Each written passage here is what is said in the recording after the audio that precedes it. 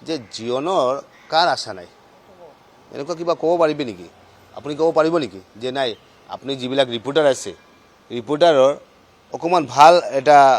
ষ্টুডিঅ'ত বা ভাল এটা চেনেলত যাবলৈ কিবা ইচ্ছা নাই নেকি আপোনালোকে প্ৰত্যেকৰ এটা ইচ্ছা এটা আছে তো ইচ্ছা থাকিলে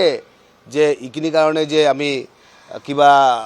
পিছে পিছে দৌৰি থাকি এনেকুৱা নহ'ব নহয় তাৰ কাৰণে আপোনালোকে যেনেকুৱা ডেডিকেশ্যন দি থাকে ভাল ৰিপৰ্টিং কৰি থাকে ভাল নিউজ বনাই থাকে ভাল বাইটবিলাক লৈ থাকে হয় নহয় জানো এনেকুৱা আমাৰো বিধায়কৰ ক্ষেত্ৰেও আমাৰ যদি কিবা সপোন আছে তেনেহ'লে কিবা ভাল কাম কৰিব লাগিব ৰাইজৰ কাৰণে কাম কৰিব লাগিব অসমৰ ৰাইজৰ কাৰণে কাম কৰিব আমাৰ সভ্যতা সংস্কৃতিটো জীয়াই ৰখাৰ কাৰণে কাম কৰিব লাগিব